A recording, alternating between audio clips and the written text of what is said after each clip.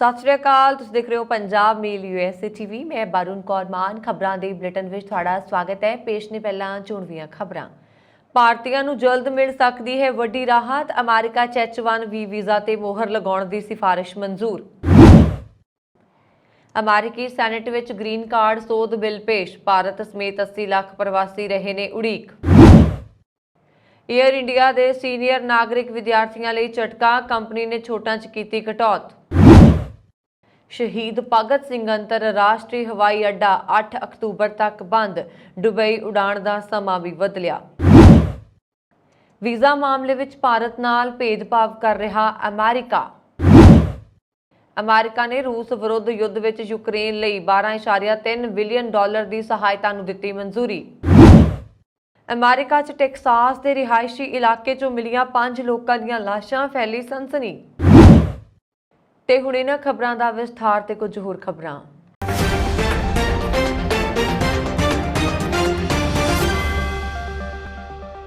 ਏਸ਼ੀਆਈ ਅਮਰੀਕੀ ਅਤੇ ਪ੍ਰਸ਼ਾਂਤ ਟਾਪੂ ਵਾਸੀਆਂ ਤੇ ਰਾਸ਼ਟਰਪਤੀ ਦੇ ਇੱਕ ਕਮਿਸ਼ਨ ਨੇ ਅਮਰੀਕਾ ਵਿੱਚ H1B ਵੀਜ਼ਾ ਤੇ ਮੋਹਰ ਲਗਾਉਣ ਦੀ ਸਿਫਾਰਿਸ਼ ਨੂੰ ਸਰਬਸੰਮਤੀ ਨਾਲ ਪਾਸ ਕਰ ਦਿੱਤਾ ਹੈ।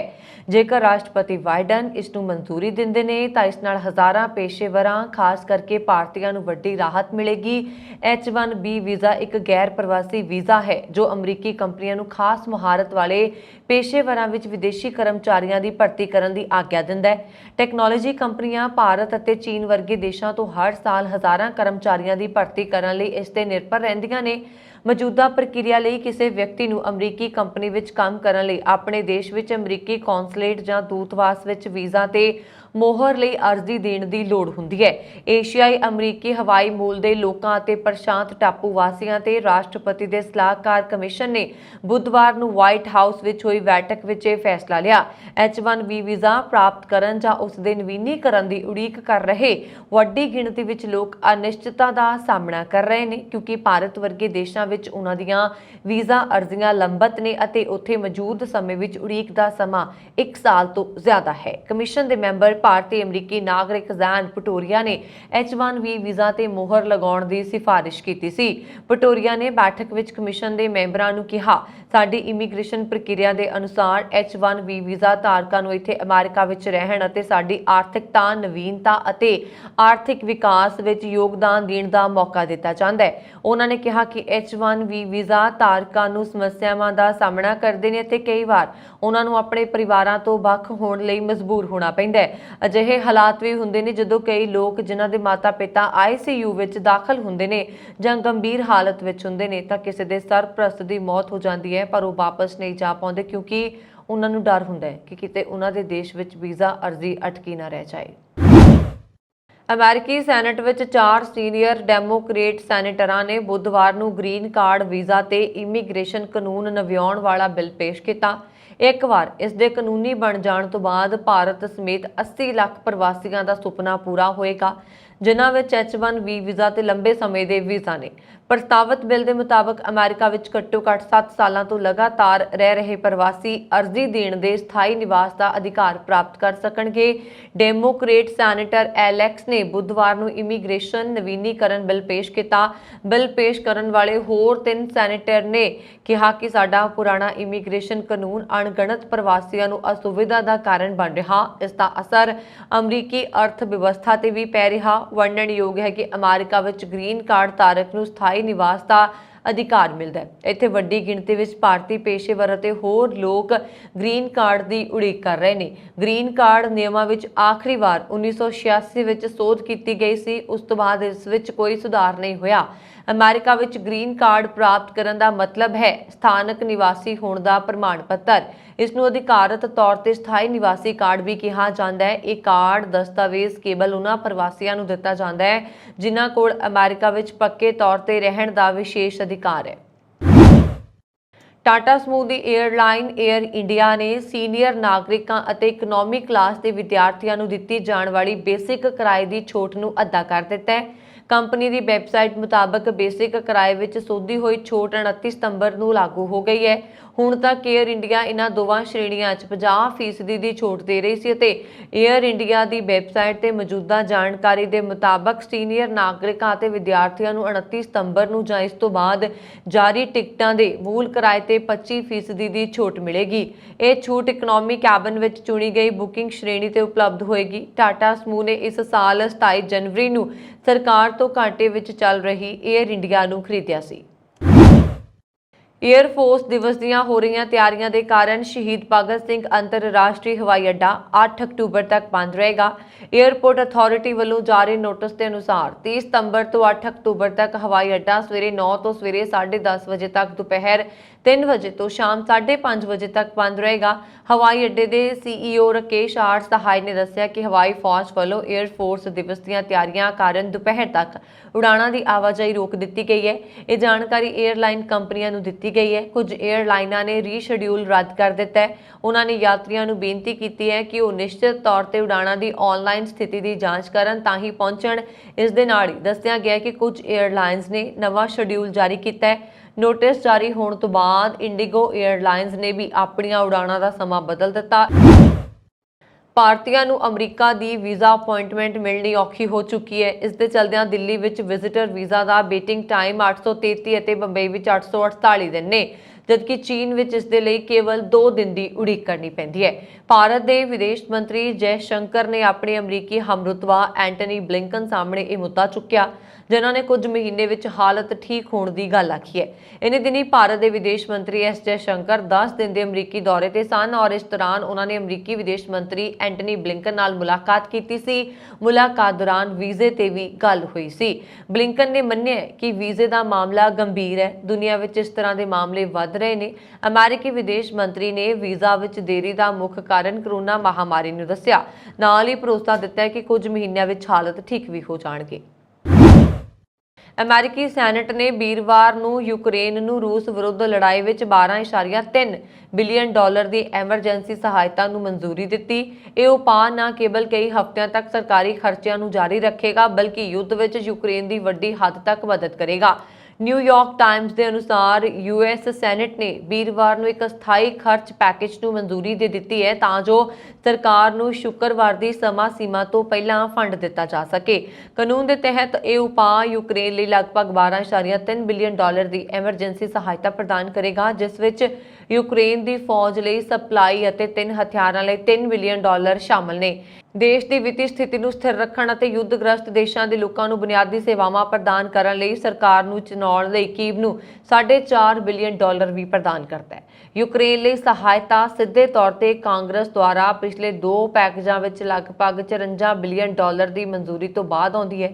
19 ਅਗਸਤ ਨੂੰ US ਰੱਖਿਆ ਵਿਭਾਗ ਨੇ ਘੋਸ਼ਣਾ ਕੀਤੀ ਹੈ ਕਿ ਯੂਕਰੇਨ ਨੂੰ ਹਿਮਾਰਸ ਮਿਜ਼ਾਈਲਾਂ, ਤੋਪਖਾਨੇ ਤੇ ਮਾਈਨ ਕਲੀਅਰਿੰਗ ਪ੍ਰਣਾਲੀਆਂ ਸਮੇਤ ਵਾਧੂ ਫੌਜੀ ਸਹਾਇਤਾ ਵਿੱਚ 775 ਮਿਲੀਅਨ ਡਾਲਰ ਪ੍ਰਦਾਨ ਕਰੇਗਾ। 1993 ਤੋਂ ਲੈ ਕੇ ਅਮਰੀਕਾ ਨੇ ਬਰੂਦੀ ਸੁਰੰਗਾਂ ਅਤੇ ਵਿਸਫੋਟਕ ਹਥਿਆਰਾਂ ਦੀ ਸੁਰੱਖਿਆ ਨਿਕਾਸੀ ਦੇ ਨਾਲ-ਨਾਲ ਵਾਧੂ ਛੋਟੇ ਹਥਿਆਰਾਂ ਅਤੇ ਹਲਕੇ ਹਥਿਆਰਾਂ ਅਤੇ ਹਥਿਆਰਾਂ ਦੇ ਸੁਰੱਖਿਆ ਨਿਪਟਾਰੇ ਲਈ 100 ਦੇਸ਼ਾਂ ਅਤੇ ਪ੍ਰਦੇਸ਼ਾਂ ਵਿੱਚ 4.2 ਬਿਲੀਅਨ ਡਾਲਰ ਤੋਂ ਵੱਧ ਦਾ ਨਿਵੇਸ਼ ਕੀਤਾ ਹੈ। ਸੈਂਟਰਲ ਟੈਕਸਾਸ ਦੇ ਇੱਕ ਰਿਹਾਇਸ਼ੀ ਇਲਾਕੇ ਵਿੱਚ ਵੀਰਵਾਰ ਨੂੰ 5 ਲੋਕ ਮ੍ਰਿਤਕ ਪਾਏ ਗਏ। ਅਧਿਕਾਰੀਆਂ ਨੇ ਇਹ ਜਾਣਕਾਰੀ ਦਿੱਤੀ। Texas department of public safety ਦੇ ਬੁਲਾਰੇ ਸਾਰਜੈਂਟ ਰਿਆਨ ਹਾਵਰਡ ਨੇ ਕਿਹਾ ਕਿ ਕਈ ਕਾਨੂੰਨ ਲਾਗੂ ਕਰਨ ਵਾਲੀਆਂ ਏਜੰਸੀਆਂ ਦੇ ਅਧਿਕਾਰੀ ਮੈਕਗ੍ਰੇਗਰ ਪਹੁੰਚ ਕੇ ਘਟਨਾ ਦੀ ਜਾਂਚ ਕਰ ਰਹੇ ਨੇ, ਪਰ ਅਜੇ ਤੱਕ ਮਾਮਲੇ ਨਾਲ ਜੁੜੇ ਵੇਰਵੇ ਉਪਲਬਧ ਨਹੀਂ। ਹਾਵਰਡ ਨੇ ਹਾਲਾਂਕਿ ਇਹਨਾਂ ਲੋਕਾਂ ਦੀ ਮੌਤ ਗੋਲੀ ਲੱਗਣ ਨਾਲ ਹੋਣ ਦੇ ਸਵਾਲ ਦਾ ਜਵਾਬ ਦੇਣ ਤੋਂ ਇਨਕਾਰ ਕਰਦੇ ਹੋਏ ਕਿਹਾ ਕਿ ਮੌਤ ਦੇ ਕਾਰਨਾਂ ਦਾ ਅਜੇ ਪਤਾ ਨਹੀਂ ਲੱਗ ਸਕਿਆ।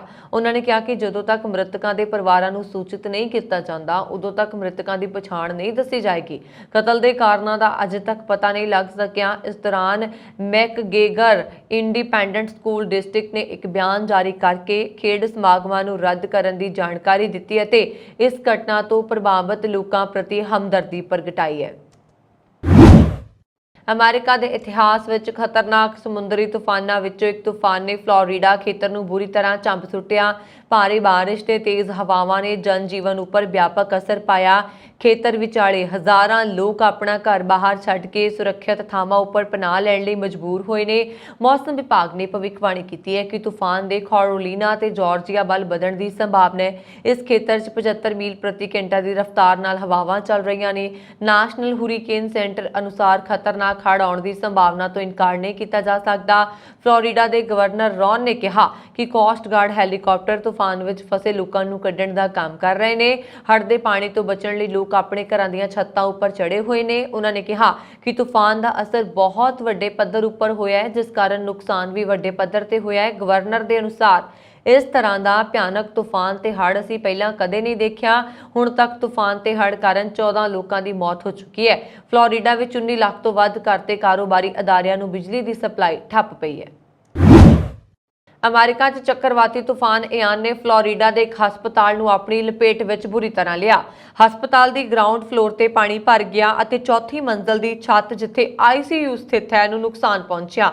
ਹਸਪਤਾਲ ਵਿੱਚ ਕੰਮ ਕਰਨ ਵਾਲੇ ਇੱਕ ਡਾਕਟਰ ਨੇ ਜਾਣਕਾਰੀ ਦਿੱਤੀ। ਪੋਰਟ ਸ਼ਾਰਲੋਟ ਵਿੱਚ HCA ਫਲੋਰੀਡਾ ਫੋਸੇਟ ਹਸਪਤਾਲ 'ਚ ਕੰਮ ਕਰਨ ਵਾਲੀ ਡਾਕਟਰ ਨੇ ਕਿਹਾ ਕਿ ਉਹਨਾਂ ਨੂੰ ਪਤਾ ਸੀ ਕਿ ਤੂਫਾਨ ਸਮੱਸਿਆਵਾਂ ਪੈਦਾ ਕਰ ਸਕਦਾ ਹੈ, ਪਰ ਉਹਨਾਂ ਨੂੰ ਇਹ ਨਹੀਂ ਪਤਾ ਸੀ ਕਿ ਚੌਥੀ ਮੰਜ਼ਲ ਦੀ ਛੱਤ ਉੱਡ ਜਾਏਗੀ।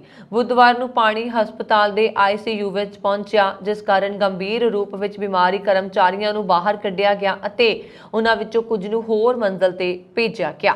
ਉਹਨਾਂ ਨੇ ਕਿਹਾ ਹੈ ਕਿ ਉਹ ਚੱਕਰਵਰਤੀ ਤੂਫਾਨ ਦੇ ਪ੍ਰਕੋਪ ਦੇ ਦੌਰਾਨ ਹਸਪਤਾਲ ਇੱਕ ਰਾਤ ਹੋਰ ਰੁਕ ਸਕਦੀ ਹੈ। ਉਹਨਾਂ ਨੇ ਕਿਹਾ ਐਂਬੂਲੈਂਸ ਜਲਦੀ ਆ ਸਕਦੀ ਹੈ ਤੇ ਸਾਨੂੰ ਨਹੀਂ ਪਤਾ ਕਿ ਉਹਨਾਂ ਨੂੰ ਹਸਪਤਾਲ ਵਿੱਚ ਕਿੱਥੇ ਰੱਖਿਆ ਜਾਏਗਾ। ਹਸਪਤਾਲ ਦੇ ਪ੍ਰਬੰਧਕਾਂ ਵੱਲੋਂ ਅਜੇ ਤੱਕ ਕੁਝ ਨਹੀਂ ਕਿਹਾ ਗਿਆ। ਕਾਉਂਟੀ ਕਮਿਸ਼ਨਰ ਦੇ ਬੁਲਾਰੇ ਨੇ ਕਿਹਾ ਹੈ ਕਿ ਉਹਨਾਂ ਨੂੰ ਹਸਪਤਾਲ ਨੂੰ ਨੁਕਸਾਨ ਹੋਣ ਦੀ ਸੂਚਨਾ ਮਿਲੀ ਸੀ, ਪਰ ਛੱਤ ਉੱਡ ਜਾਣ ਬਾਰੇ ਜਾਣਕਾਰੀ ਨਹੀਂ ਹੈ। ਤੂਫਾਨ ਨਾਲ ਫਲੋਰੀਡਾ ਸ਼ਹਿਰ ਵਿੱਚ ਭਾਰੀ ਤਬਾਹੀ ਹੋਈ ਹੈ। ਲੱਖਾਂ ਲੋਕ ਬੇਘਰ ਹੋਏ ਨੇ। 8.5 ਲੱਖਾਂ ਘਰਾਂ ਦੀ ਬਿਜਲੀ ਸਪਲਾਈ ਠੱਪ ਹੋ ਗਈ ਹੈ। ਫਿਲਹਾਲ ਬਿਜਲੀ ਅਤੇ ਆਵਾਜਾਈ ਸੇਵਾਵਾਂ ਬੁਰੀ ਤਰ੍ਹਾਂ ਪ੍ਰਭਾਵਿਤ ਨੇ। ਘਰਾਂ ਅੰਦਰ ਪਾਣੀ ਭਰ ਚੁੱਕਾ ਹੈ। ਹਾਲਤ ਬੱਤਰ ਹੋ ਰਹੇ ਨੇ। ਇੱਥੇ ਦੱਸ ਦਈਏ ਕਿ ਵੱਡੀ ਗਿਣਤੀ ਵਿੱਚ ਫਲੋਰੀਡਾ ਵਿੱਚ ਪ੍ਰਵਾਸੀ ਭਾਰਤੀ ਰਹਿੰਦੇ ਨੇ। ਤੂਫਾਨ ਦੀਆਂ ਤਸਵੀਰਾਂ ਅਤੇ ਵੀਡੀਓਜ਼ ਵਾਇਰਲ ਹੋ ਰਹੀਆਂ ਨੇ। ਇਸ ਦੌਰਾਨ 2 ਲੋਕਾਂ ਦੀ ਮੌਤ ਹੋ ਜਾਣ ਦੀ ਜਾਣਕਾਰੀ ਸਾਹਮਣੇ ਆਈ ਹੈ। 4000 ਦੇ ਕਰੀਬ ਉਡਾਣਾਂ ਰੱਦ ਕਰ ਦਿੱਤੀਆਂ ਗਈਆਂ ਨੇ। ਡੌਂਕੀ ਲਾ ਰਹੇ ਪ੍ਰਵਾਸੀਆਂ ਦੀ ਕਿਸ਼ਤੀ ਡੁੱਬ ਜਾਣ ਦੀ ਵੀ ਖਬਰ ਸਾਹਮਣੇ ਆਈ ਹੈ। ਕਿਸ਼ਤੀ ਵਿੱਚ ਸਵਾਰ ਪ੍ਰਵਾਸੀਆਂ ਦੀ ਗਿਣਤੀ 23 ਦੱਸੀ ਗਈ ਹੈ। ਇਹ ਸਾਰੇ ਲੋਕ ਫਿਲਹਾਲ ਲਾਪਤਾ ਨੇ। ਭਾਰਤੀ ਸਮੇਂ ਦੇ ਮੁਤਾਬਕ ਤੂਫਾਨ ਦੇਰ ਰਾਤ ਫਲੋਰੀਡਾ ਵਿੱਚ ਦਾਖਲ ਹੋਇਆ। ਇੱਥੇ 250 ਕਿਲੋਮੀਟਰ ਤੇਜ਼ ਗਤੀ ਨਾਲ ਹਵਾਵਾਂ ਚੱਲ ਰਹੀਆਂ ਨੇ। ਭਾਰੀ ਮੀਂਹ ਪਿਆ। ਕਰੀਬ 20 ਲੱਖ ਤੋਂ ਵੱਧ ਲੋਕ ਪ੍ਰਭਾਵਿਤ ਹੋਏ। ਤੱਟੀ ਖੇਤਰ ਵਿੱਚ 2 ਤੋਂ 7 ਮੀਟਰ ਤੱਕ ਲਹਿਰਾਂ ਉੱਠ ਰਹੀਆਂ ਨੇ। ਕੈਟਾਗਰੀ 4 ਦੇ ਤਹਿਤ ਇਸ ਤੂਫਾਨ ਨੇ 27 ਸਤੰਬਰ ਨੂੰ ਦਸਤਕ ਦਿੱਤੀ ਸੀ। ਤਬਾਹੀ ਦੇ ਕਾਰਨ ਇਸ ਦੇ ਕਹਿਰ ਨੂੰ ਦੇਖਦੇ ਹੋਏ ਸਰਕਾਰ ਨੇ ਐਮਰਜੈਂਸੀ ਦੀ ਘੋਸ਼ਣਾ ਕਰ ਦਿੱਤੀ। ਮੰਗਲਵਾਰ ਸਵੇਰੇ ਤੂਫਾਨ ਇਆਨ ਕਾਰਨ ਹਵਾ ਦੀ ਗਤੀ ਲਗਭਗ 115 ਕਿਲੋਮੀਟਰ ਪ੍ਰਤੀ ਘੰਟਾ ਰਹੀ। ਆਕਲੈਂਡ ਦੇ ਇੱਕ ਸਕੂਲ ਵਿੱਚ ਹੋਈ ਗੋਲੀਬਾਰੀ, ਜਿਸ ਵਿੱਚ 2 ਵਿਦਿਆਰਥੀਆਂ ਸਮੇਤ 6 ਲੋਕ ਜ਼ਖਮੀ ਹੋ ਗਏ ਸਨ, ਦੇ ਮਾਮਲੇ ਵਿੱਚ ਪੁਲਿਸ ਅਜੇ ਤੱਕ ਦੋਸ਼ੀਆਂ ਦੀ ਸ਼ਨਾਖਤ ਨਹੀਂ ਕਰ ਸਕੀ, ਜਦਕਿ ਉਸਨੇ ਦਾਅਵਾ ਕੀਤਾ ਹੈ ਕਿ ਇਹ ਗੋਲੀਬਾਰੀ ਗੈਂਗ ਹਿੰਸਾ ਦਾ ਸਿੱਟ ਹੈ। ਪੂਰਬੀ ਆਕਲੈਂਡ ਦੇ ਕਿੰਗ ਸਟੇਟ ਕੈਂਪਸ ਵਿੱਚ ਬੀਤੇ ਦਿਨ ਹੋਈ ਗੋਲੀਬਾਰੀ 'ਚ 30 ਤੋਂ ਵੱਧ ਗੋਲੀਆਂ ਚਲਾਈਆਂ ਗਈਆਂ ਸਨ। ਮਾਮਲੇ ਦੀ ਜਾਂਚ ਕਰ ਰਹੇ ਅਧਿਕਾਰੀਆਂ ਨੇ ਕਿਹਾ ਕਿ ਵੀਡੀਓ ਦੀ ਜਾਂਚ ਪੜਤਾਲ ਉਪਰੰਤ ਘੱਟੋ-ਘੱਟ 2 ਹਮਲਾਵਰ ਗੋਲੀਆਂ ਚਲਾਉਂਦੇ ਹੋਏ ਨਜ਼ਰ ਆਏ, ਪਰ ਇਹਨਾਂ ਦੀ ਅਜੇ ਤੱਕ ਸ਼ਨਾਖਤ ਨਹੀਂ ਹੋ ਸਕੀ। ਤੁਸੀਂ ਦੁਨੀਆ ਦੇ ਵਿੱਚ ਵੱਖ-ਵੱਖ ਸ਼੍ਰੇਣੀਆਂ ਵਿੱਚ ਵੱਖ-ਵੱਖ ਤਰ੍ਹਾਂ ਦੇ ਰਿਕਾਰਡ ਦੇਖੇ ਹੋਣਗੇ। ਕੁਝ ਲੋਕ ਰਿਕਾਰਡ ਬਣਾਉਣ ਲਈ ਕਾਫੀ ਮਿਹਨਤ ਕਰਦੇ ਨੇ, ਜਦਕਿ ਕੁਝ ਲੋਕਾਂ ਨੂੰ ਕੁਦਰਤ ਅਜਿਹੀ ਅਨੋਖੀ ਚੀਜ਼ ਦਿੰਦੀ ਹੈ ਜੋ ਖੁਦ ਹੀ ਰਿਕਾਰਡ ਬਣਾ ਦਿੰਦੀ ਹੈ। ਅਸੀਂ ਗੱਲ ਕਰ ਰਹੇ ਹਾਂ ਅਜਿਹੀਆਂ 4 ਅਮਰੀਕੀ ਭੈਣਾਂ ਦੀ, ਜਿਨ੍ਹਾਂ ਨੂੰ ਕੁਦਰਤ ਨੇ ਲੰਬੀ ਉਮਰ ਦਾ ਤੋਹਫਾ ਦਿੱਤਾ ਹੈ ਅਤੇ ਉਹ ਦੁਨੀਆ ਦੀਆਂ ਸਭ ਤੋਂ ਵੱਡੀ ਉਮਰ ਦੀਆਂ ਭੈਣਾਂ ਬਣ ਗਈਆਂ ਨੇ। ਕੈਲੀਫੋਰਨੀਆ ਦੀ ਰਹਿਣ ਵਾਲੀਆਂ ਜੌਨਸਨ ਸੀਟਸ ਨੇ ਗਿਨੀਜ਼ ਵਰਲਡ ਰਿਕਾਰਡ ਵਿੱਚ ਆਪਣਾ ਨਾਮ ਦਰਜ ਕਰਵਾਇਆ। ਇਹਨਾਂ ਭੈਣਾਂ ਦੀ ਉਮਰ ਜੇ ਜੋੜ ਦਿੱਤੀ ਜਾਏ ਤਾਂ 399 ਸਾਲ ਅਤੇ 197 ਦਿਨ ਬਣਦੀ ਹੈ। ਇਹ ਆਪਣੇ ਆਪ ਵਿੱਚ ਇੱਕ ਰਿਕਾਰਡ ਹੈ, ਕਿਉਂਕਿ ਇਸ ਤੋਂ ਪਹਿਲਾਂ ਗੋਬੇਲ ਪਰਿਵਾਰ ਦੇ ਸਿਬਲਿੰਗਸ ਦੇ ਨਾਮ 383 ਸਾਲ ਦਾ ਸੰਯੁਕਤ ਉਮਰ ਦਾ ਰਿਕਾਰਡ ਸੀ, ਜਿਸ ਨੂੰ ਉਹਨਾਂ ਨੇ ਤੋੜ ਦਿੱਤਾ ਹੈ। ਜੇਕਰ ਅਸੀਂ ਵੱਖ-ਵੱਖ ਉਮਰਾਂ ਦੀ ਗੱਲ ਕਰੀਏ ਤਾਂ ਸਭ ਤੋਂ ਵੱਡੀ ਭੈਣ ਦੀ ਜਿਹੜੀ ਉਮਰ ਹੈ 101 ਸਾਲ ਹੈ। ਫਿਰ ਮੌਰਸਨ ਜੌਨਸਨ ਸਕਲੀ ਦੀ ਉਮਰ 99 ਸਾਲ ਹੈ ਤੇ ਡੋਰਿਸ ਦੀ ਉਮਰ 96 ਸਾਲ ਹੈ ਔਰ ਬੇਕ ਦੀ ਉਮਰ 93 ਸਾਲ ਹੋ ਚੁੱਕੀ ਹੈ। ਉਹ ਅਮਰੀਕਾ ਦੇ ਵੱਖ-ਵੱਖ ਹਿੱਸਿਆਂ ਵਿੱਚ ਰਹਿੰਦੀਆਂ ਨੇ, ਪਰ ਉਹ ਹਰ ਗਰਮੀਆਂ ਵਿੱਚ ਇੱਕ ਵਾਰ ਜ਼ਰੂਰ ਮਿਲਦੀਆਂ ਨੇ। ਕੈਨੇਡਾ ਦੀ ਵਿਰੋਧੀ ਕੰਜ਼ਰਵੇਟਿਵ ਪਾਰਟੀ ਦੇ ਨੇਤਾ ਪੈਰ ਦੀ ਪਤਨੀ ਨੂੰ ਜਿੰਸੀ ਹਮਲੇ ਦੀ ਧਮਕੀ ਦੇਣ ਵਾਲੇ ਜ਼ੈਰੇਮੀ ਮੈਕੈਂਜੀ ਨੂੰ ਪੁਲਿਸ ਨੇ ਕਾਬੂ ਕਰ ਲਿਆ। ਉਸ ਦੇ ਕੈਨੇਡਾ ਪੱਧਰੀ ਵਾਰੰਟ ਕੱਢੇ ਗਏ ਸੀ। ਇਸ ਦੇ ਚਲਦਿਆਂ ਹੀ ਆਰਸੀਐਮਪੀ ਨੇ ਉਸ ਨੂੰ ਨਵਾਂ ਸਕੋਸ਼ੀਆ ਚੋਂ ਅਰੈਸਟ ਕੀਤਾ। ਹਾਲਾਂਕਿ ਉਸ ਦੀ ਗ੍ਰਿਫਤਾਰੀ ਕਿਸੇ ਹੋਰ ਮਾਮਲੇ ਨੂੰ ਲੈ ਕੇ ਹੋਈ ਹੈ, ਪਰ ਅਨਾਈਡਾ ਫਾਇਲੈਵਰ ਬਾਰੇ ਗਲਤ ਟਿੱਪਣੀ ਕਰਨ ਕਰਕੇ ਉਸਨੇ ਬੀਤੇ ਦਿਨੀ ਨਵਾਂ ਪੰਗਾ ਲੈ ਲਿਆ। ਇਸ ਦੇ ਚਲਦਿਆਂ ਉਸ ਵਿਰੁੱਧ ਕਾਰਵਾਈ ਹੋਰ ਵੀ ਤੇਜ਼ ਹੋ ਗਈ ਹੈ। ਹੁਣ ਆਰਸੀਐਮਪੀ ਉਸ ਦੇ ਪਿਛਲੇ ਸਾਰੇ ਕੇਸਾਂ ਦੇ ਚਿੱਠੇ ਵੀ ਫਰੋਲ ਰਹੀ ਹੈ। ਕੈਨੇਡਾ ਵਿੱਚ ਹਿੰਦੂ ਧਰਮ ਦੇ ਵਿਅਕਤੀਆਂ ਦੇ ਯੋਗਦਾਨ ਦੇ ਬਦਲੇ ਕੈਨੇਡੀਅਨਜ਼ ਹਾਊਸ ਆਫ ਕਾਮਨਜ਼ ਨੇ ਸਰਬਸੰਮਤੀ ਨਾਲ ਨਵੰਬਰ ਮਹੀਨੇ ਨੂੰ ਹਿੰਦੂ ਵਿਰਾਸਤੀ ਮਹੀਨਾ ਐਲਾਨਣ ਲਈ ਵੋਟ ਕੀਤਾ। ਅਕਤੂਬਰ ਨੂੰ ਕੈਨੇਡੀਅਨ ਇਸਲਾਮਿਕ ਹੈਰੀਟੇਜ ਮਹੀਨੇ ਵਜੋਂ ਅਤੇ ਮਈ ਨੂੰ ਯਹੂਦੀ ਵਿਰਾਸਤੀ ਮਹੀਨੇ ਵਜੋਂ ਮਨਾਏ ਜਾਣ ਨੂੰ ਮਾਨਤਾ ਮਿਲੀ ਹੈ। याद रहे कि इस तो पहला अप्रैल ਨੂੰ सिख हैरिटेज मंथ वजों कनेडा विच मानता दित्ती गई सी। हालांकि यह ध्यान देण योग है कि यह फैसला भारत ਅਤੇ कनेडा दरमियान कूटनीतिक लड़ाई के दौरान आया। ਭਾਰਤ ਦੇ ਵਿਦੇਸ਼ ਮੰਤਰਾਲਾ ਨੇ ਇੱਕ ਐਡਵਾਈਜ਼ਰੀ ਜਾਰੀ ਕਰਕੇ ਭਾਰਤੀ ਨਾਗਰਿਕਾਂ ਨੂੰ ਉਹਨਾਂ ਵਿਰੁੱਧ ਵੱਧ ਰਹੇ ਨਫ਼ਰਤ ਤੇ ਅਪਰਾਧਾਂ ਤੋਂ ਸੁਚੇਤ ਰਹਿਣ ਦੀ ਹਦਾਇਤ ਕੀਤੀ ਹੈ। 2 ਦਿਨਾਂ ਤੋਂ ਵੀ ਘੱਟ ਸਮੇਂ ਬਾਅਦ ਕੈਨੇਡਾ ਨੇ ਭਾਰਤ ਦੀ ਯਾਤਰਾ ਕਰਨ ਵਾਲੇ ਕੈਨੇਡੀਅਨਜ਼ ਨੂੰ ਚੌਕਸ ਰਹਿਣ ਅਤੇ ਪਾਕਿਸਤਾਨ ਦੀ ਸਰਹੱਦ ਦੇ ਨੇੜੇ ਦੇ ਖੇਤਰਾਂ ਵਿੱਚ ਯਾਤਰਾ ਕਰਨ ਤੋਂ ਬਚਣ ਲਈ ਚੇਤਾਵਨੀ ਦੇਣ ਲਈ ਆਪਣੀ ਸਲਾਹ ਦਿੱਤੀ ਹੈ।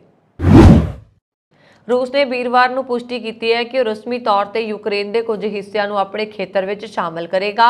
रूस ने यूक्रेन के इन्हां इलाकों में जनमत संग्रह कराया सी, जिसनूं यूक्रेन की सरकार और पश्चिमी देशों ने गैर कानूनी करार दिता।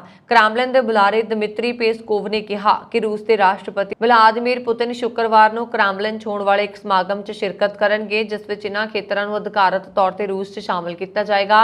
पेस्कोव ने वीरवार को पत्रकारां नूं दस्सिया कि क्रेमलिन ਦੇ ਸੇਂਟ ਜਾਰਜ ਹਾਲ ਵਿੱਚ ਇੱਕ ਸਮਾਗਮ ਦੌਰਾਨ 4 ਖੇਤਰਾਂ ਦੇ ਮੁਖੀ ਰੂਸ ਵਿੱਚ ਸ਼ਾਮਲ ਹੋਣ ਲਈ ਸੰਧੀਆਂ ਤੇ ਦਸਤਖਤ ਕਰਨਗੇ। ਯੂਕਰੇਨ ਵਿੱਚ ਰੂਸ ਦੇ ਨਿਯੰਤਰਿਤ ਖੇਤਰ ਤੇ ਮੰਗਲਵਾਰ ਦੇ ਜਨਮਤ ਸੰਗ੍ਰਹਿ ਤੋਂ ਬਾਅਦ ਮਾਸਕੋ ਨੇ ਦਾਅਵਾ ਕੀਤਾ ਕਿ ਵਸਨੀਕਾਂ ਨੇ ਰਸਮੀ ਤੌਰ ਤੇ ਰੂਸ ਦਾ ਹਿੱਸਾ ਬਣਨ ਲਈ ਉਹਨਾਂ ਦੇ ਖੇਤਰਾਂ ਦਾ ਭਾਰੀ ਸਮਰਥਨ ਕੀਤਾ ਹੈ। यूक्रेन ते रूस के हमले 217वें दिन भी जारी रहे। इस दौरान रूस ने जिन्हां खेतरां नूं यूक्रेन नाल जोड़न लई जनमत संग्रह करवाया सी, उन्हां नूं शुक्रवार नूं देश विच शामिल किया जाएगा। रूस का कहना है कि वह रस्मी तौर पर यूक्रेन के 4 सूबियां नूं मिला लेगा। इस दे नाल ही रूस के इस फैसले नूं यूक्रेन सरकार और पश्चिमी देशों ने गैर कानूनी और धांधली वाला करार दिता। रूस ने दावा किया है कि उसनूं दक्षिणी और पूर्वी यूक्रेन के 4 खेतरां दे रलेवें लई पूरा समर्थन है। मास्को स्थापित प्रशासन ने मंगलवार देर रात रिपोर्ट दी है कि इसनूं ज़पोरिज़िया खेतर विच 93%, खैरसन खेतर विच 87% और लुहानस्क खेतर विच 98% ते डिनस्क विच 99% वोटां दा समर्थन प्राप्त होया।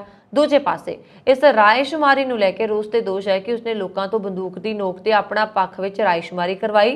कब्जे वाले रूस ने ज़पोरिज़िया विच कई चौकियां बना लईआं सन। ये पिछले एक हफ्ते तो लोगों के नां ते फर्जी रायशुमारी करवा रहा।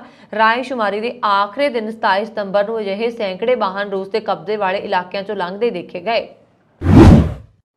ईरान विच हिजाब नूं लैके विरोध दिनों दिन वधदा जा रहा। इस हिजाब के खिलाफ प्रदर्शन नूं लैके सोशल मीडिया ते काफ़ी चर्चा हो रही है। इन्हां प्रदर्शनकारियों का केवल एक ही तबका समर्थन कर रहा, जबकि दूजा धड़ा इन्हां दे खिलाफ खड़ा है। इस दौरान तुर्की की मशहूर गायक मेलेक मोसो ने ईरान विच हिजाब विरोधी प्रदर्शन का समर्थन करते हुए ਵੱਡਾ कदम चुकिया। मेलेक मोसो ने लाइव संगीत प्रोग्राम दौरान स्टेज ते अपने वाल कट्टे। इस मामले की वीडियो सोशल मीडिया ते तेजी नाल वायरल हो रही है। एबीपी न्यूज़ ने वीरवार नूं अपने अधिकारत इंस्टाग्राम हैंडल ते एक वीडियो शेयर किया। इस वीडियो विच तुसीं आसानी नाल देख सकते हो कि किस तरह मशहूर तुर्की पॉप गायक मेलेक मोसो अपने वाल कट रहे हैं। लाइव म्यूजिक कंसर्ट दौरान मोसो ने इस तरह वाल कटवा के ईरान विच हिजाब के खिलाफ हो रहे विरोध प्रदर्शन के हक च अपनी भागीदारी दी। मेलेक मोसो ने सब के सामने अजिहा करके सब का ध्यान अपने वाल खिंच लिया। नारकोटिक्स कंट्रोल ब्यूरो ने बंबई अंतरराष्ट्रीय हवाई अड्डे तो एक बोलबियाई औरत नूं 13 करोड़ रुपए की 3.2 किलोग्राम ब्लैक कोकीन समेत गिरफ्तार किया। एनसीबी के एक अधिकारी ने वीरवार नूं यह जानकारी दी। उन्होंने दस्सिया कि बोलबियाई औरत नूं सोमवार नूं गिरफ्तार किया गया तो उस कोलों ब्राजील तो लिआंदा गया पाबंदीशुदा नशीला पदार्थ बरामद किया गया। नैक्सट ਸੰਯੁਕਤ ਅਰਬ ਅਮੀਰਾਤ ਦੀ ਰਾਜਧਾਨੀ ਦੁਬਈ ਵਿੱਚ ਇੱਕ ਬਹੁਤ ਹੀ ਵਧੀਆ ਪਹਿਲ ਕੀਤੀ ਗਈ ਹੈ। ਇੱਥੇ ਕੋਈ ਜ਼ਰੂਰਤਮੰਦ ਵਾਸੀ ਭੁੱਖਾ ਨਾ ਸੌਂ ਸਕੇ, ਇਸ ਦੇ ਲਈ ਇੱਕ ਵਧੀਆ ਵਿਵਸਥਾ ਹੋ ਗਈ ਹੈ। ਦੁਬਈ ਵਿੱਚ ਲੋੜਵੰਦ ਲੋਕਾਂ ਨੂੰ ਮੁਫਤ ਵਿੱਚ ਗਰਮ ਰੋਟੀ ਦੇਣ ਦੇ ਲਈ ਮਸ਼ੀਨ ਲਗਾਈ ਗਈ ਹੈ। ਇਸ ਮਸ਼ੀਨ ਵਿੱਚੋਂ ਕੋਈ ਵੀ ਲੋੜਵੰਦ ਵਿਅਕਤੀ ਕਿਸੇ ਵੀ ਸਮੇਂ ਮੁਫਤ ਬ੍ਰੈਡ ਲੈ ਕੇ ਖਾ ਸਕਦਾ ਹੈ। ਇਹਨਾਂ ਮਸ਼ੀਨਾਂ ਵਿੱਚ 1 ਮਿੰਟ ਦੇ ਅੰਦਰ ਗਰਮ ਤੇ ਤਾਜ਼ਾ ਬ੍ਰੈਡ ਤਿਆਰ ਹੋ ਜਾਂਦਾ ਹੈ। ਦੁਬਈ ਵਿੱਚ ਪਿਛਲੇ ਹਫ਼ਤੇ 17 ਸਤੰਬਰ ਨੂੰ ਬ੍ਰੈਡ ਫॉर ਆਲ ਮੁਹਿੰਮ ਦੀ ਸ਼ੁਰੂਆਤ ਕੀਤੀ ਗਈ। ਇਹਨਾਂ ਵੈਂਡਿੰਗ ਮਸ਼ੀਨਾਂ ਰਾਹੀਂ ਮਜ਼ਦੂਰਾਂ, ਡਿਲੀਵਰੀ ਰਾਈਡਰਸ ਅਤੇ ਦਿਹਾੜੀ ਮਜ਼ਦੂਰਾਂ ਨੂੰ ਕਾਫੀ ਰਾਹਤ ਮਿਲੇਗੀ। ਇਹ ਮਸ਼ੀਨਾਂ ਆਧੁਨਿਕ ਨੇ ਅਤੇ ਤੁਰੰਤ ਹੀ ਜ਼ਰੂਰਤਮੰਦ ਲਈ ਬ੍ਰੈਡ ਤਿਆਰ ਕਰਕੇ ਉਹਨਾਂ ਨੂੰ ਮੁਫਤ ਪ੍ਰਦਾਨ ਕਰਦੀਆਂ ਨੇ। ਇੱਕ ਰਿਪੋਰਟ ਦੇ ਮੁਤਾਬਕ ਬ੍ਰੈਡ ਫॉर ਆਲ ਮੁਹਿੰਮ ਮੁਹੰਮਦ ਬਿਨ ਰਾਸ਼ਿਦ ਗਲੋਬਲ ਸੈਂਟਰ ਫੇਰ ਐਡਮਿੰਟਨ ਕੰਸਲਟੈਂਸੀ ਵੱਲੋਂ ਔਫਕੌਫ ਐਂਡ ਮਾਈਨਰਸ ਅਫੇਅਰਸ ਫਾਊਂਡੇਸ਼ਨ ਦੇ ਤਹਿਤ ਸ਼ੁਰੂ ਕੀਤਾ ਗਿਆ ਤਾਂ ਜੋ ਪਿਛੜੇ ਪਰਿਵਾਰਾਂ ਤੇ ਮਜ਼ਦੂਰਾਂ ਨੂੰ ਮੁਫਤ ਰੋਟੀ ਉਪਲਬਧ ਕਰਵਾਈ ਜਾ ਸਕੇ। ਦੱਸ ਦਈਏ ਕਿ ਕਈ ਵੈਂਡਿੰਗ ਮਸ਼ੀਨਾਂ ਕਿਰਾਏ ਦੀਆਂ ਦੁਕਾਨਾਂ ਦੇ ਮੇਨ ਦਰਵਾਜ਼ੇ ਤੇ ਰੱਖੀਆਂ ਗਈਆਂ ਨੇ। ਸ਼੍ਰੋਮਣੀ ਗੁਰਦੁਆਰਾ ਪ੍ਰਬੰਧਕ ਕਮੇਟੀ ਦੇ ਪ੍ਰਧਾਨ ਐਡਵੋਕੇਟ ਹਰਜਿੰਦਰ ਸਿੰਘ ਧਾਮੀ ਨੇ ਭਾਰਤ ਦੇ ਗ੍ਰਹਿ ਮੰਤਰੀ ਸ੍ਰੀ ਅਮਿਤ ਸ਼ਾਹ ਨੂੰ ਪੱਤਰ ਲਿਖ ਕੇ ਹਰਿਆਣਾ ਸਿੱਖ ਗੁਰਦੁਆਰਾ ਪ੍ਰਬੰਧਕ ਕਮੇਟੀ ਐਕਟ 2014 ਨੂੰ ਸੁਪਰੀਮ ਕੋਰਟ ਵੱਲੋਂ ਮਾਨਤਾ ਵਿਰੁੱਧ ਭਾਰਤ ਸਰਕਾਰ ਤਰਫੋਂ ਰਿਵਿਊ ਪਟੀਸ਼ਨ ਪਾਉਣ ਦੀ ਮੰਗ ਕੀਤੀ ਹੈ। ਗ੍ਰਹਿ ਮੰਤਰੀ ਨੇ ਲਿਖੇ ਪੱਤਰ ਵਿੱਚ ਸ਼੍ਰੋਮਣੀ ਕਮੇਟੀ ਪ੍ਰਧਾਨ ਨੇ ਕਿਹਾ ਕਿ ਸਿੱਖ ਗੁਰਦੁਆਰਾ ਐਕਟ 1925 ਵਿੱਚ ਕਿਸੇ ਤਰ੍ਹਾਂ ਦੀ ਸੋਧ ਦਾ ਅਧਿਕਾਰ ਸ਼੍ਰੋਮਣੀ ਕਮੇਟੀ ਦੀਆਂ ਸਿਫਾਰਸ਼ਾਂ ਸਹਿਤ ਕੇਵਲ ਭਾਰਤ ਸਰਕਾਰ ਪਾਸ ਹੈ। ਇਸ ਤਹਿਤ ਇਸ ਐਕਟ ਵਿੱਚ ਸੂਬਾ ਸਰਕਾਰਾਂ ਕੋਈ ਦਖਲ ਨਹੀਂ ਦੇ ਸਕਦੀਆਂ। ਹਰਿਆਣਾ ਸਰਕਾਰ ਵੱਲੋਂ ਵੱਖਰੀ ਗੁਰਦੁਆਰਾ ਕਮੇਟੀ ਸੰਬੰਧੀ ਬਣਾਇਆ ਗਿਆ ਐਕਟ ਗੈਰ ਸੰਵਿਧਾਨਕ ਹੈ, ਜਿਸ ਦੀ ਮਾਨਤਾ ਤੁਰੰਤ ਰੱਦ ਕੀਤੀ ਜਾਣੀ ਚਾਹੀਦੀ ਹੈ। ਐਡਵੋਕੇਟ ਧਾਮੀ ਨੇ ਮੰਗ ਕੀਤੀ ਹੈ ਕਿ ਉਕਤ ਦੇ ਮੱਦੇਨਜ਼ਰ ਭਾਰਤ ਸਰਕਾਰ ਵੱਲੋਂ ਸੁਪਰੀਮ ਕੋਰਟ ਅੰਦਰ ਨਜ਼ਰਸਾਨੀ ਪਟੀਸ਼ਨ ਦਾਇਰ ਕੀਤੀ ਜਾਏ ਅਤੇ ਇਸ ਦੇ ਨਾਲ ਹੀ ਸੰਸਦ ਅੰਦਰ ਹਰਿਆਣਾ ਕਮੇਟੀ ਐਕਟ ਨੂੰ ਰੱਦ ਕਰਨ ਲਈ ਆਰਡੀਨੈਂਸ ਪਾਸ ਕੀਤਾ ਜਾਏ। ਉਹਨਾਂ ਨੇ ਕਿਹਾ ਕਿ ਸ਼੍ਰੋਮਣੀ ਕਮੇਟੀ ਦੇਸ਼ ਦੀ ਆਜ਼ਾਦੀ ਤੋਂ ਪਹਿਲਾਂ 1920 ਵਿੱਚ ਵੱਡੀਆਂ ਕੁਰਬਾਨੀਆਂ ਨਾਲ ਹੋਂਦ ਵਿੱਚ ਆਈ ਅਤੇ ਇਸ ਦੀ ਸਥਾਪਨਾ ਨਾਲ ਹੀ ਭਾਰਤ ਦੀ ਆਜ਼ਾਦੀ ਦਾ ਮੁੱਢ ਵੱਜਾ ਸੀ। ਇਸ ਸੰਵਿਧਾਨਕ ਸੰਸਥਾ ਨੂੰ ਤੋੜਨ ਦੀ ਕਾਰਵਾਈ ਕਿਸੇ ਤਰ੍ਹਾਂ ਦੀ ਪਰਵਾਹ ਨਹੀਂ ਕੀਤੀ ਜਾ ਸਕਦੀ। ਉਹਨਾਂ ਨੇ ਕਿਹਾ ਕਿ ਵੱਖਰੀ ਹਰਿਆਣਾ ਕਮੇਟੀ ਨੂੰ ਸੁਪਰੀਮ ਕੋਰਟ ਵੱਲੋਂ ਮਾਨਤਾ ਨਾਲ ਸ਼੍ਰੋਮਣੀ ਕਮੇਟੀ ਨੂੰ ਵੱਡੀ ਢਾਲ ਲੱਗੀ ਹੈ ਅਤੇ ਇਸ ਫੈਸਲੇ ਨਾਲ ਹਰਿਆਣਾ ਦੇ ਸਿੱਖਾਂ ਨੂੰ ਇੱਕ ਕੇਂਦਰੀ ਸਿੱਖ ਸੰਸਥਾ ਨਾਲੋਂ ਤੋੜ ਦਿੱਤਾ ਗਿਆ। ਪੰਜਾਬ ਪੁਲਿਸ ਨੇ ਮੁੱਖ ਮੰਤਰੀ ਭਗਵੰਤ ਮਾਨ ਦੇ ਨਿਰਦੇਸ਼ਾਂ ਤੇ ਗੈਂਗਸਟਰਾਂ ਵਿਰੁੱਧ ਵਿੱਢੀ ਜੰਗ ਵਿੱਚ ਵੱਡੀ ਸਫਲਤਾ ਹਾਸਲ ਕਰਦਿਆਂ ਜੰਮੂ ਤੋਂ ਦਵਿੰਦਰ ਬੰਬੀਹਾ ਗੈਂਗ ਦੇ ਅੱਤ ਲੜਿੰਦੇ ਸ਼ੂਟਰ ਨੀਰਜ ਚਸਕਾ ਨੂੰ ਸੋਪ ਦੇ ਪ੍ਰਧਾਨ ਗੁਰਲਾਲ ਬਰਾੜ ਦੇ ਸਨਸਨੀਖੇਜ਼ ਕਤਲ ਸਮੇਤ ਕਈ ਕਤਲਾਂ ਵਿੱਚ ਸ਼ਾਮਲ ਹੋਣ ਦੇ ਦੋਸ਼ ਹੇਠ ਗ੍ਰਿਫਤਾਰ ਕਰ ਲਿਆ। ਇਹ ਜਾਣਕਾਰੀ ਇੱਥੇ ਡੀਜੀਪੀ ਪੰਜਾਬ ਗੌਰਵ ਯਾਦਵ ਨੇ ਦਿੱਤੀ। ਉਹਨਾਂ ਨੇ ਕਿਹਾ ਹੈ ਕਿ ਗੁਰਲਾਲ ਬਰਾੜ ਜੋ ਕੈਨੇਡਾ ਆਧਾਰਿਤ ਗੈਂਗਸਟਰ ਗੋਲਡੀ ਬਰਾੜ ਦਾ ਨਜ਼ਦੀਕ ਰਿਸ਼ਤੇਦਾਰ ਸੀ ਦੇ ਕਤਲ ਕਰਕੇ ਦਵਿੰਦਰ ਬੰਬੀਹਾ ਗੈਂਗ ਅਤੇ ਲਾਰੈਂਸ ਬਿਸ਼ਨੋਈ ਗੈਂਗ ਦਰਮਿਆਨ ਆਪਸੀ ਦੁਸ਼ਮਣੀ ਹੋ ਗਈ ਸੀ, ਜਿਸ ਦੇ ਨਤੀਜੇ ਵਜੋਂ ਪੰਜਾਬ, ਹਰਿਆਣਾ, ਚੰਡੀਗੜ੍ਹ ਅਤੇ ਰਾਸ਼ਟਰੀ ਰਾਜਧਾਨੀ ਖੇਤਰ ਦਿੱਲੀ ਵਿੱਚ ਕਤਲਾਂ ਦੀਆਂ ਲੜੀਵਾਰ ਘਟਨਾਵਾਂ ਵਾਪਰੀਆਂ। ਗੁਰਲਾਲ ਬਰਾੜ ਦੀ ਅਕਤੂਬਰ 2020 ਵਿੱਚ ਚੰਡੀਗੜ੍ਹ 'ਚ ਇੱਕ ਨਾਈਟ ਕਲੱਬ ਦੇ ਬਾਹਰ ਗੋਲੀ ਮਾਰ ਕੇ ਹੱਤਿਆ ਕਰ ਦਿੱਤੀ ਗਈ ਸੀ। ਗ੍ਰਿਫਤਾਰ ਕੀਤਾ ਗਿਆ ਗੈਂਗਸਟਰ ਨੀਰਜ ਉਰਫ ਚਸਕਾ ਫਰੀਦਕੋਟ ਦੇ ਜੈਤੋਂ ਦਾ ਰਹਿਣ ਵਾਲਾ ਹੈ ਅਤੇ ਬੰਬੀਹਾ ਗੈਂਗ ਦਾ ਮੁੱਖ ਸ਼ੂਟਰ ਹੈ, ਜੋ ਵਿਦੇਸ਼ ਵਿੱਚ ਰਹਿੰਦੇ ਵਾਂਟਡ ਗੈਂਗਸਟਰ ਗੌਰਵ ਉਰਫ ਲੱਕੀ ਪਟਿਆਲ ਦੇ ਇਸ਼ਾਰੇ ਤੇ ਕੰਮ ਕਰ ਰਿਹਾ। ਸਤੰਬਰ 2016 ਵਿੱਚ ਗੈਂਗਸਟਰ ਦਵਿੰਦਰ ਬੰਬੀਹਾ ਨੂੰ ਪੰਜਾਬ ਪੁਲਿਸ ਵੱਲੋਂ ਮਾਰੇ ਜਾਣ ਤੋਂ ਬਾਅਦ ਪਟਿਆਲਾ ਬੰਬੀਹਾ ਗੈਂਗ ਦਾ ਮੁੱਖ ਹੈਂਡਲਰ ਹੈ। ਨੀਰਜ 2019 ਤੋਂ ਫਰਾਰ ਸੀ।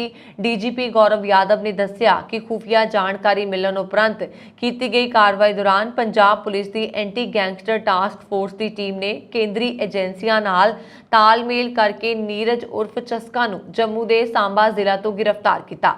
ਪੁਲਿਸ ਨੇ ਉਸ ਦੇ ਕਬਜ਼ੇ ਚੋਂ 30 ਬੋਰ ਅਤੇ 32 ਬੋਰ ਦੇ 2 ਵਿਦੇਸ਼ੀ ਪਿਸਤੌਲ ਸਮੇਤ 17 ਜਿੰਦਾ ਕਾਰਤੂਸ ਵੀ ਬਰਾਮਦ ਕੀਤੇ ਨੇ। ਉਹਨਾਂ ਨੇ ਦੱਸਿਆ ਕਿ ਗੁਰਲਾਲ ਦੇ ਕਤਲ ਤੋਂ ਇਲਾਵਾ ਨੀਰਜ ਅਗਸਤ 2019 ਵਿੱਚ ਫਿਰੋਜ਼ਪੁਰ ਜੇਲ੍ਹ ਵਿੱਚ ਬੰਦ ਅਮਨਾ ਜੈਤੋਂ ਦੇ ਨਿਰਦੇਸ਼ਾਂ ਤੇ ਫਰੀਦਕੋਟ ਜ਼ਿਲ੍ਹੇ ਦੇ ਕਸਬਾ ਜੈਤੋ ਵਿੱਚ ਕਤਲ ਹੋਏ ਕਬੱਡੀ ਖਿਡਾਰੀ ਮਨੀ ਦੇ ਕਤਲ ਸਮੇਤ ਘੱਟੋ-ਘੱਟ 4 ਹੋਰ ਕਤਲਾਂ ਵਿੱਚ ਸਿੱਧੇ ਤੌਰ ਤੇ ਸ਼ਾਮਲ ਰਿਹਾ। ਇਸ ਦੇ ਨਾਲ ਹੀ ਉਸ ਦਾ ਨਾਮ ਮਾਰਚ 2021 ਵਿੱਚ ਅੰਬਾਲਾ 'ਚ ਪ੍ਰਦੀਪ ਉਰਫ ਪੰਜਾ ਅਤੇ ਰਾਹੁਲ ਦੀ ਹੱਤਿਆ ਦੇ ਦੋਹਰੇ ਕਤਲ ਕੇਸ ਨਾਲ ਵੀ ਜੁੜਿਆ ਹੋਇਆ ਹੈ।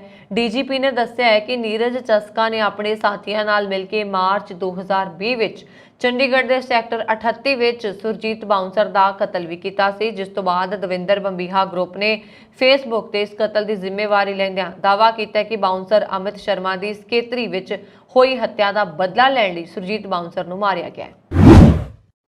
ਇਹ ਸਨ ਹੁਣ ਤੱਕ ਦੀਆਂ ਖਬਰਾਂ। ਮੈਨੂੰ ਵਰੁਣ ਕੌਰ ਮਾਨ ਨੂੰ ਦਿਓ ਆਗਿਆ। ਹੋਰ ਖਬਰਾਂ ਦੇ ਲਈ ਸਾਡਾ YouTube ਚੈਨਲ ਪੰਜਾਬ ਮੇਲ USA TV ਜ਼ਰੂਰ ਕਰੋ ਸਬਸਕ੍ਰਾਈਬ। ਸਤਿ ਸ੍ਰੀ ਅਕਾਲ।